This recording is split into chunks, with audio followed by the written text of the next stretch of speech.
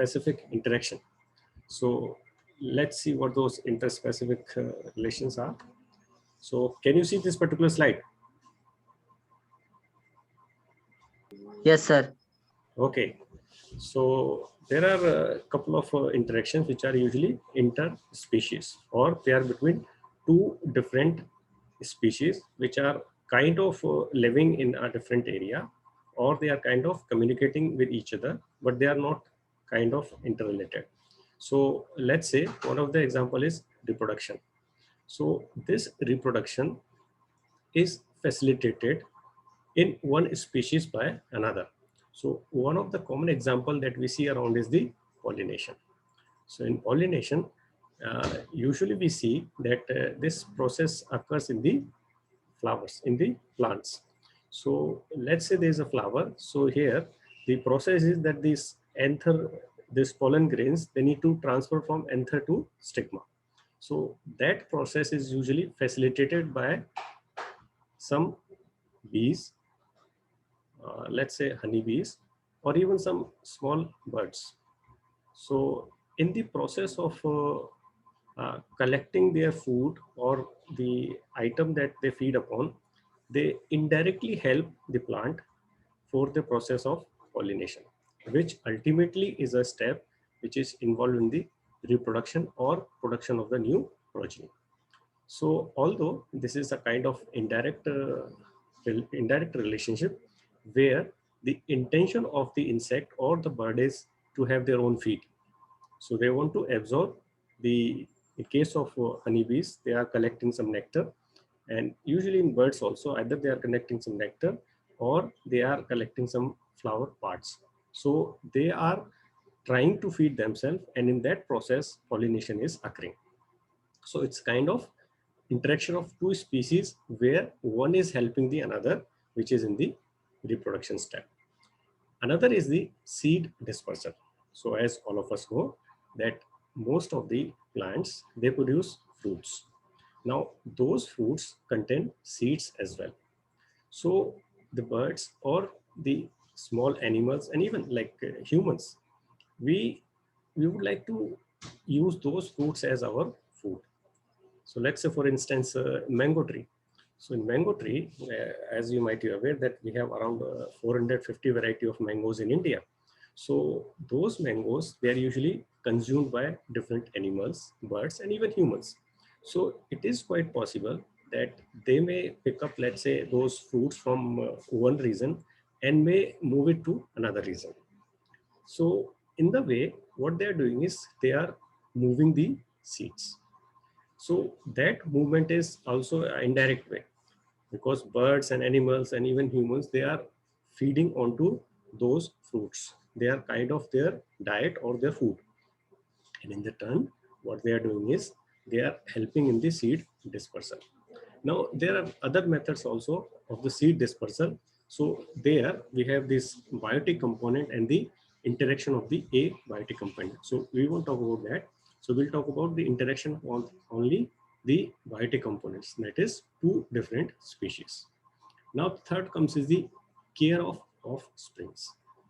So it has been noted that one species is kind of caring for the babies or the newborns of the another species.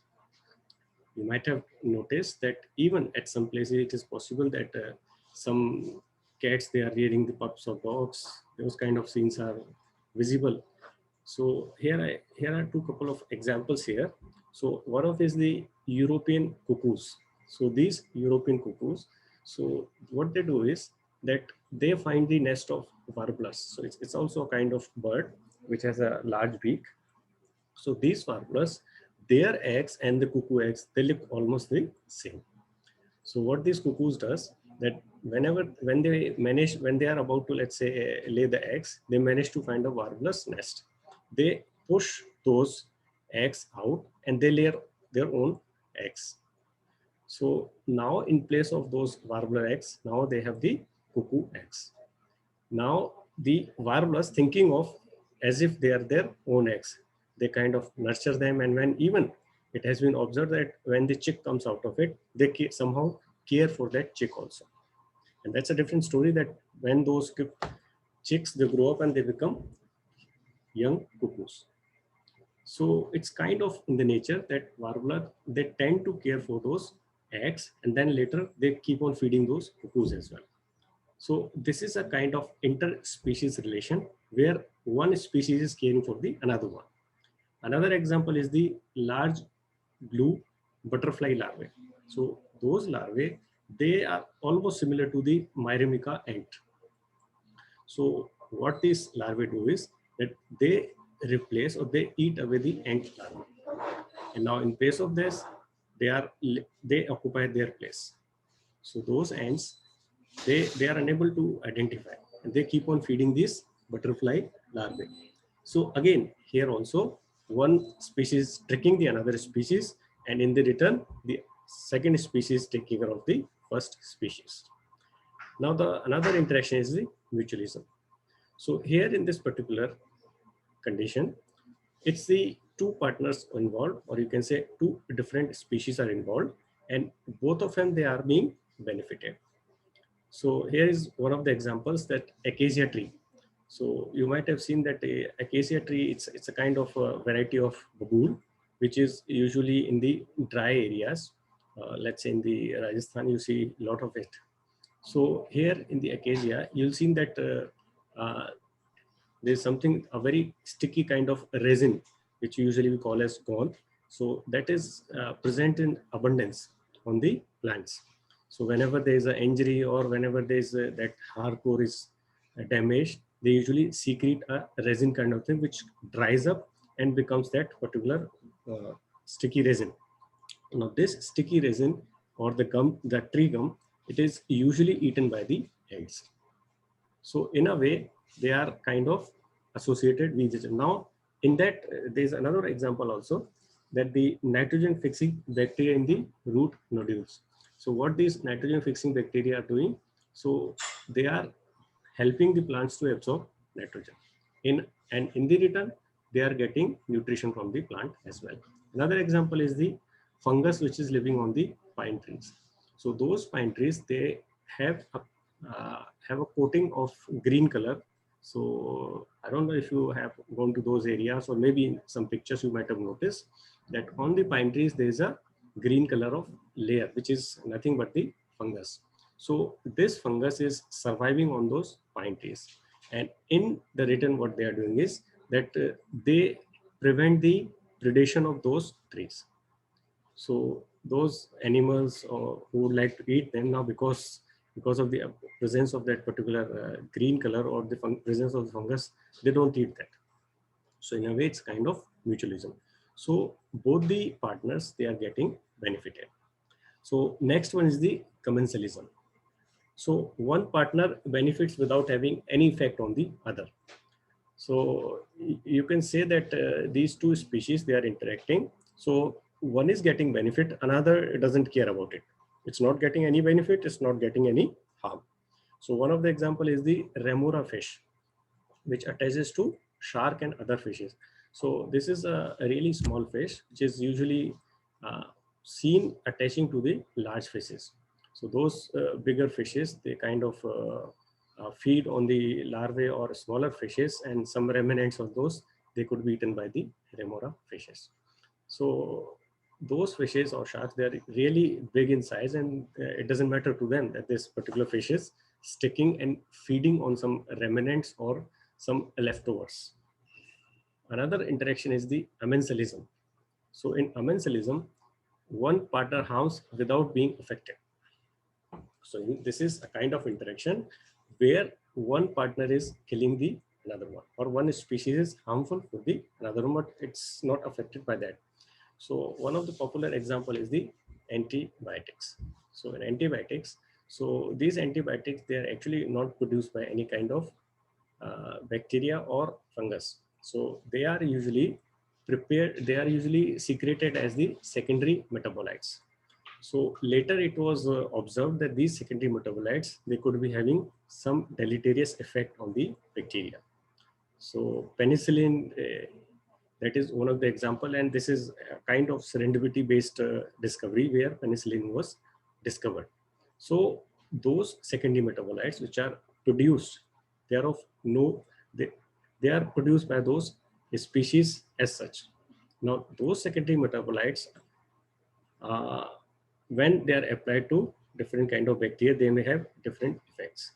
So the species one is not producing them with the intention of killing another species. However, it is later discovered that those secondary metabolites, they could be used as antibiotics. Another interaction is the parasitism. So in parasitism, so one species derives the advantage and another one is at the loss. So, or you can say this one species is using the another one. So these parasitism could be, these parasites, they could be of two types. So we can have a classification into ectoparasites and endoparasites. So those parasites which are living onto the surface of the body of the organisms. Let's say species A is living onto the surface of species B, we call as ectoparasites. And if it is living inside, then we call it endoparasites. So one of the common example of this parasitism that we usually observe in young kids is a tapeworm. So that tapeworm, which is scientifically called as Taenia solium. So this tapeworm is usually uh, in the mud around, in the soil. So, and even from the farm vegetables and fruits, it can be seen. So if the kids are, let's say, playing in the mud, in the soil, or if they are eating those vegetables and fruits which are not well cleaned, so they may get this tapeworm infection. Now this tapeworm kind of resides in the intestine. It may start creating problem. So that's one typical example of endoparasites. There are a lot of examples as well. So it's not only in the humans. There are a lot of parasitism in the plants as well as the animals as well. So one of the plant which is usually a yellow color stem only, which is called Cuscuta dodder, which is usually called as the amarvale as well. So it doesn't have leaves at all. It's just a branch kind of thing, a thread kind of structure. So if you put that small piece onto any tree, it usually covers the whole region. So it derives a lot of nutrition, a lot of energy from the plants, and ultimately leads to the damage of the tree or the plant. So that is another example of parasitism. So another interspecific interaction is predation. So predation is the part of the ecological system. So here one species predates the another one. So that's quite obvious. So all the organisms, no matter they are herbivores or carnivores, they are doing predation. So even let's say humans, we say that vegetarian, we are vegetarians and we just eat fruits and vegetables. So it's kind of that we are predating those plants which are producing those fruits and vegetables. Even cows, buffaloes, they are doing predation of the plants. So here it's a kind of interspecies interaction. So those carnivorous animals, of course, they are predating on the other one also. So the only exception in this class we have is the autotrophs. So these autotrophs, by virtue of their system, they utilize the abiotic components of the nature. So in that abiotic components, they are preparing their own food. So one of the primary requirement for the food leads to the predation in the system. Then we have the protection. So this is also very interesting interaction between two different species. So here what we see is that one species could use the other species to protect itself from predation. So there's one typical example is that in those small birds, they usually hide under the bark of large trees. So in those large trees, the bark is a little bit detached from the surface of the tree, from the trunk. So small crevices or spaces are being generated. Now these small birds, they could hide under those crevices or those small spaces, and they can protect themselves from predation. So in a way, this is the interaction where the plant, this tree is not getting any harm. It is only helping the bird from being predated, a kind of protection that it won't be eaten by the larger birds or other snakes and other animals. Okay, so one of the next example is the competition. So this interspecies competition is always there for food, space, light, etc. So food means that, let's say for instance, that two animals, let's say cow and the buffalo, so they feed almost on the same kind of diet. So it is quite possible that they may be eating that particular grass, and if they are, that particular amount is not available in abundance, they may compete for it. So the one which is stronger may push the weaker out. Space is also one issue. So one of the common example that usually we quote about this is that these large cats, the tigers, they usually create their own space. So they won't allow another tiger to come into a particular area. So they kind of define the boundaries of that particular forest or that particular dense area where they are living. Light is also one example. So it has been seen that plants and of course the animals, they would like to have more and more light. Availability of light dictates the growth of the different kind of plants. So it is possible that there may be a kind of competition between the plants as well as the animals.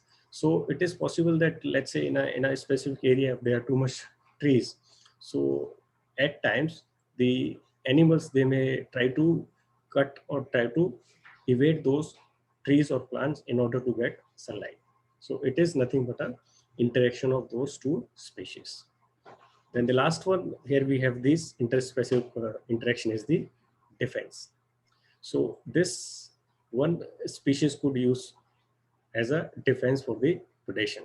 So in one of the examples that we see is the spines on the cactus. So it is possible that different species of they could hide under those cactus plants, or they may use them as a way to fight with the bigger animals.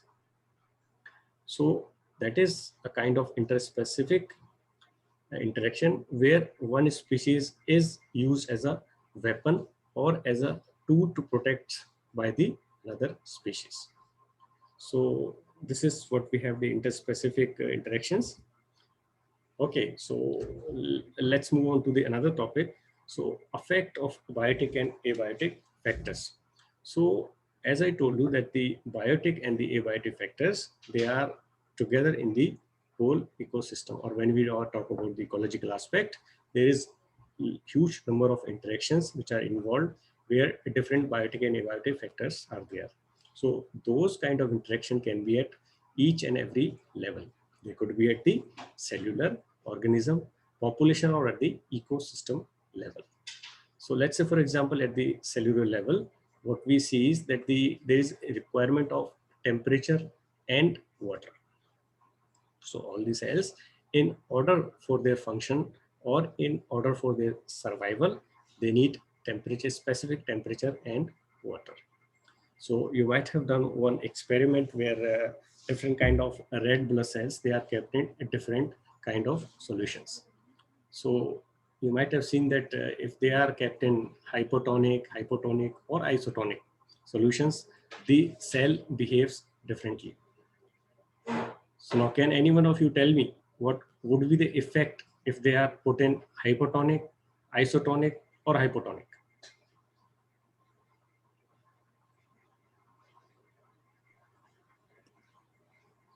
Anyone? Sir, the Sir, cell isotope. solution will shrink. In which one? Hypertonic, sir. What about isotonic Sir, won't have any effect. and hypo? Sir, it will swell. So in a way, you can say that due to the availability of the water or the salt concentration that are present in the water. So again, the water and the presence of salt. So they are abiotic components. So now these abiotic components, they are interacting with the biotic component, that is the cell. So in cell, we have a different kind of macromolecules. So you may have proteins, carbohydrates, lipids. So those biotic components, they are interacting with the abiotic components. Now it's a different matter that what will happen, hypotonic or isotonic. But in overall, there is interaction between the biotic and abiotic components. Now, this kind of components occur at the organism level as well. So what is that organism level is they are interactions such as mutualism and predation. So what we have is that let's say for example that one plant, mutualism में क्या है? What did I tell you about mutualism? कोई बता सकता है? Sir दो sir दोनों plus sir, both are benefited.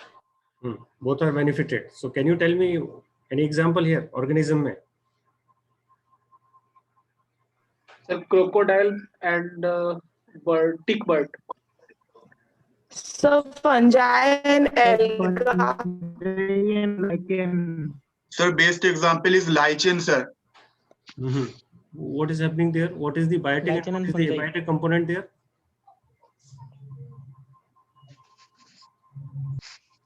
Because the examples that you quoted, both of them, they are biotic components. I'm talking about the interaction of biotic and the abiotic component. Sir, Oh, here, sir, trees, sir, plants. So plants what? Sir, plants take oxygen from the air and carbon dioxide from the air and give back oxygen in that way both are being benefited. The air is cleaned and the tree gets carbon dioxide.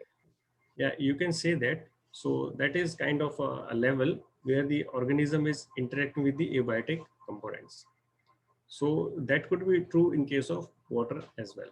So in a way, different kind of gases, water, temperature, so they may be interacting with the whole organism as well. So it's not only that these kind of abiotic factors, they are interacting at the cellular level. So as a whole, if we see from outside, so these abiotic factors, they either, let's say in case of water, they are for quenching the thirst, or maybe the availability of the water leads to the healthy nourishment or utilization of energy in the organisms. So plants, they won't be able to prepare their food. They won't be able to do the process of photosynthesis if there is no availability of water. So even the temperature is also required. So these abiotic factors, they are not only affecting the cellular activity, but as a whole, the whole organism is interacting with those factors as well. So there's one important point here that if, let's say in a community, one level is changed. So let's say one of the organism is changed. So that may affect the other factors as well. So it is quite possible that the abiotic factors or the biotic factors. So let's say we talk about the abiotic factors. So if any one of these abiotic factors is manipulated or changed, it will affect the overall organism, the cells. And if we talk about a little bigger perspective, the whole population, ecosystem and community level will be changed. So one of the examples that we can talk about the water availability. So water availability. So let's say for instance, if water availability is abundance, it is available in a specific area. So in that particular area, there will be a lot of trees, a lot of small plants. So now those trees, if they are bigger enough, they will provide grounds for nesting of the birds. So the birds, they can prepare their nest, and they can also directly live on those plants in the night. And also they may have a lot of fruits as well as some fresh leaves available for them to eat. So in a way, so these trees or plants, they will serve as their residential as well as the food requirement will also be satisfied. So that will lead to the species diversification. So it's not that only one specific species of birds will be there. So there will be, let's say, several different kind of birds will be there. Then also if they have bigger fruits, then maybe small animals, they would also be coming to feed there. And also like ants, fungus, bacteria, they may also be surviving. So in a way, we can say that the availability of water is dictating the availability of the plants which can grow in that particular area. And in turn, that growth of the trees or plants will be dictating the kind of birds, the kind of insects, or the kind of animals which can survive. So in all, the diversification of species is increasing. So here what we say, biodiversity is the assortment, difference, or variety of living system in a ecosystem. So in a way, we can say that the more species we have, the more diverse or the more biodiversity of that particular region is. Now, on the contrary, if there is a specific region where the water availability is really scarce, rainfall is less, even river and ponds are very scarce in number. So that would lead to a dry condition. So now on those dry areas, it's very few variety of trees or plants they could survive. And even in those trees and plants, the availability of fruits is a different kind. The fruits are not that pulpy, the fruits are not that bigger in size. So that would lead to the, or they would serve as a food for very small variety of birds or maybe animals. So if the variety of birds and animals we are feeding on them is less, so in a way we can say the biodiversity of that particular region is really low.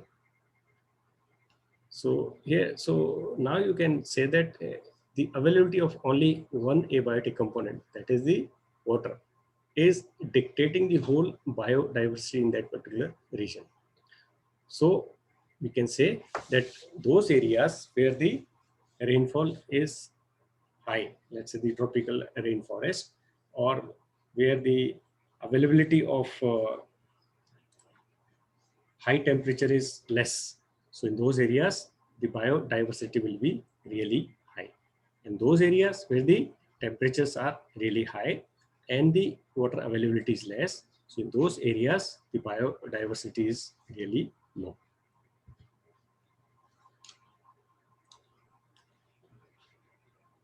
Okay, so biomes, these are the ecosystem types that are classified according to the dominant vegetation. So we can say that in areas where most of the plants and trees which are in abundance, so on the basis of that we can classify the biomes. And now those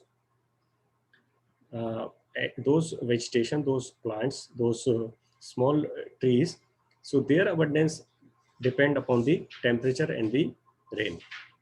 So we can have different kind of biomes, let's say the desert, tropical rainforest, and the tundra. So now even in the desert, we can have different regions as well.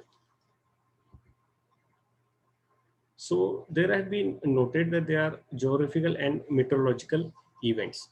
So these geological and meteorological events, they also have an impact on the ecosystem distribution. So what is that geological is? Let's say in specific areas, we see there are a lot of rocks. There are a lot of stones. And another areas, there's availability of soil. The land is really fertile. In one area, another, the land is not that fertile or it's very rocky. So that geological structure will dictate what kind of vegetation we would have. Also, the meteorological events, these meteorological events, wherever they are happening, so they also dictates what is that availability. Let's say the water availability, the temperature availability, that will dictate the vegetation. कहीं ज़्यादा गर्मी है तो biodiversity कम है, कहीं पानी available है तो बायोडाइवर्सिटी ज़्यादा है. So depending on that, we could have a different kind of animals and plants which can be located to specific areas. Let's say we have kiwi bird, which is kind of identify as they are in abundance is New Zealand. We can have marsupials, that is kangaroos. They could be identified, or they could be associated with Australia. So similarly, different kind of animals, different kind of ethnicity of plants, they could be associated with different areas. So it is the availability of the specific zones where we have different kind of abundance. Stuck. Okay, so this is one typical example that I would like to show you. So here in the bottom, what we see is that we have this sea urchins. Sorry, these weeds are there. So which are a kind of important plant, and these plants, they are being eaten by the sea urchins, and these sea urchins, they are in turn eaten by the otters. So now, if you look at this whole food chain, so it was a study done from 1972 to 1997. So somewhere around this 86, 87, we see that the number is huge. And here these urchins are less. And what we see that the otters are in good number. Now there's another species introduced here. So this particular species here, it starts eating the otter. Now, since the otter number is going down, you can see here from here its number is going down. Now, because of this, the number of urchins increases. So from initially it was quite low. So now their number is large. Now, urchins बढ़ गए, so they will eat the kelps. So there's a lot of noise coming. Would you mind muting your mic?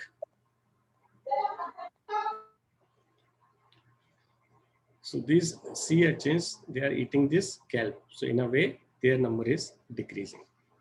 So now comes the concept of keystone species. So the keystone species, they are the species which have a large or the most influential impact on the whole ecosystem. So now, can anyone tell me that amongst these three, which one of these is the key species? Keystone species कौन सा है?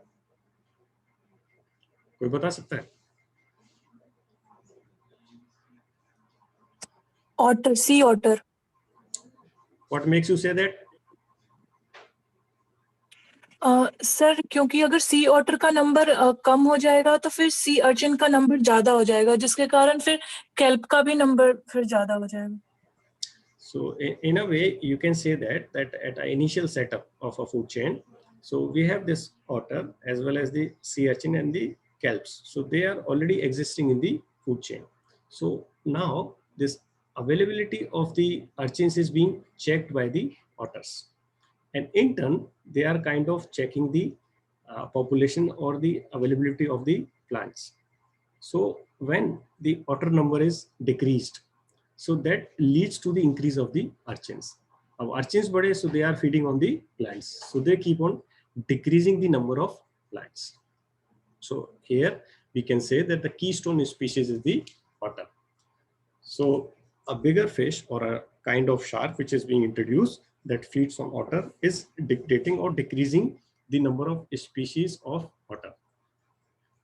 So here the keystone fish is the otter.